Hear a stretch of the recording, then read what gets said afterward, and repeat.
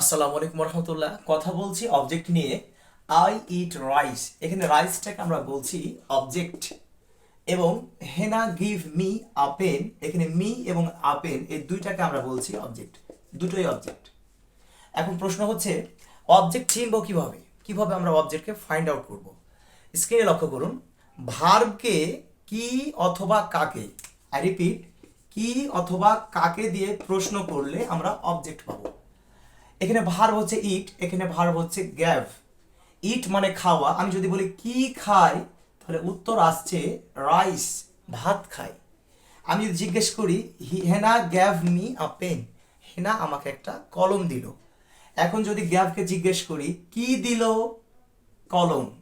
কাকে দিল, আমাকে। এখানে যেহেতু দুইটা উত্তর পেয়েছি তাই অবজেক্ট দুইটা, এখানে উত্তর পেয়েছি একটা তাই অবজেক্ট একটা। এখানে একটা বিষয় মাথায় রাখতে হবে আমাদের। আমরা সবাই জানি ট্রানজিটিভ ভার্ব, যে ভার্ব অবজেক্ট গ্রহণ করে তাকে বলা হয় ট্রানজিটিভ ভার্ব।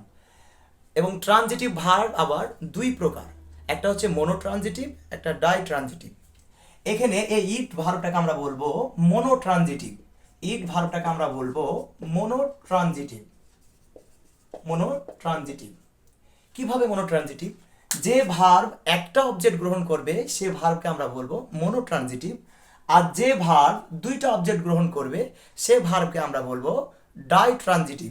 এখানে আমরা এই গ্যাপকে যদি স্পেসিফাই করে বলি তাহলে এটা হবে ডাই ট্রানজিটিভ, এটা হবে ডাই ট্রানজিটিভ। তাহলে আমরা শিখলাম ভার্বকে কি বা কাকে দিয়ে প্রশ্ন করলে অবজেক্ট পাওয়া যায়। আর ভার্বের অবজেক্ট যদি একটি হয় তাহলে ওই ভার্বকে আমরা বলবো মোনোট্রানজিটিভ, আর ভার্বের অবজেক্ট যদি দুইটি হয় তাহলে ওই ভার্বকে আমরা বলবো ditransitive. So that's all today. আসসালামু আলাইকুম রহমতুল্লাহ।